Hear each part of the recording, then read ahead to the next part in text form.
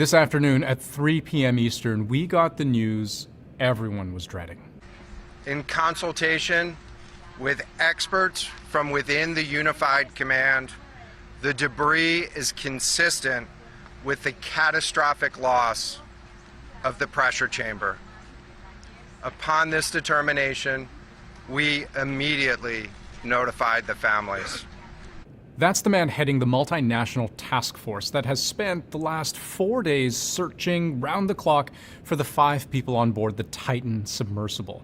They've used planes, ships, a submarine, subsea robots, even remote-operated vehicles capable of descending all the way to the ocean floor, to the wreck of the Titanic itself, where the Titan was headed. But after an expensive, exhausting, and hopeful search, it is now believed the Titan was destroyed. Here's how it happened. Essentially, we found 5 different major pieces of debris that told us that it was the remains of the Titan. According to the U.S. Coast Guard, an ROV, a remote-operated vehicle, was able to scour the ocean floor near the Titanic wreckage. A few hundred meters away, they found this. The initial thing we found was the nose cone, which was outside of the pressure hull. That was clue number 1. Soon after, they found a large debris field where they found other components. They analyzed what they looked like, compared them to the design specs of the Titan submersible, and it seemed like a match. Shortly thereafter, we found a second smaller debris field. Within that debris field, we found the other end of the pressure hull, the aft end bell, which was basically comprised of the totality of that pressure vessel.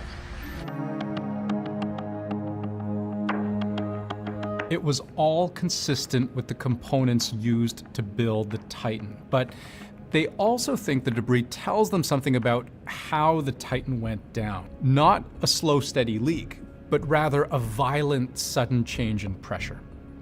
This is an incredibly unforgiving environment down there on the seafloor, and the debris is consistent with a catastrophic implosion of the vessel.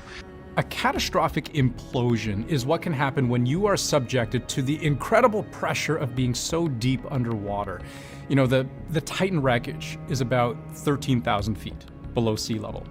When you're that far down, the forces acting on the hull of the ship, many thousands of pounds per square inch, you know, I've heard it compared to having the equivalent of an Empire State Building crushing you from all sides.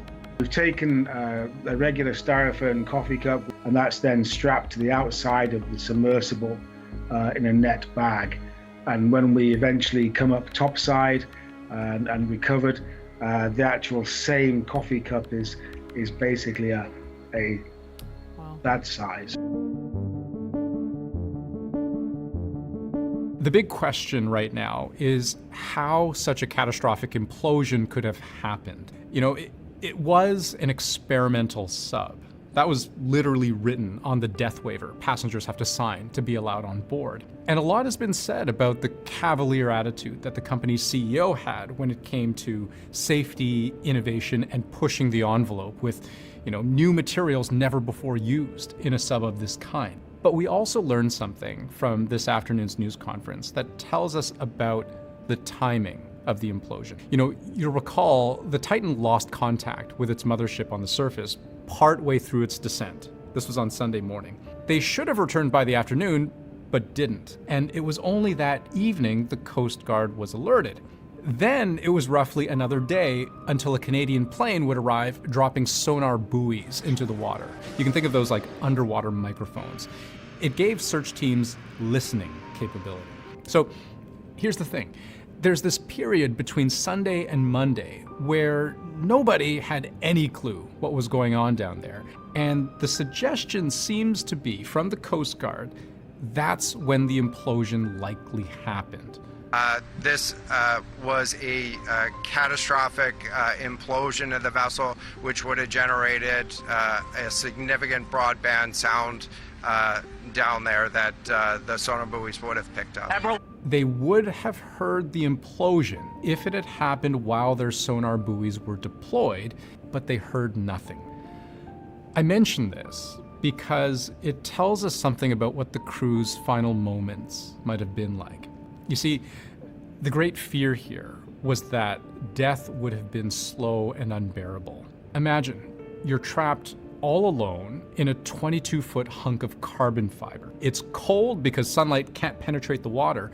There's limited food, limited water to drink, only a single porthole that you can't even look through without powering the ship's lights because it's pitch black on the other side, and you're running out of oxygen.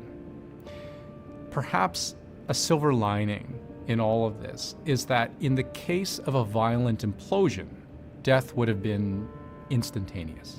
On behalf of the United States Coast Guard and the entire Unified Command, I offer my deepest condolences to the families.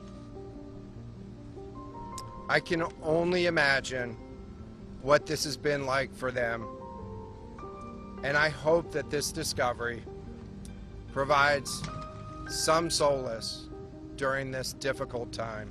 On board the Titan, Hamish Harding, a British billionaire explorer, Paul-Henri Nargeolet, a renowned French diver, Shahzada Dawood and his son Suleiman, two members of one of Pakistan's wealthiest families, and Stockton Rush, the CEO of OceanGate Expeditions, the company behind this doomed voyage, finding its final resting place not far from where the Titanic itself sank more than 100 years ago.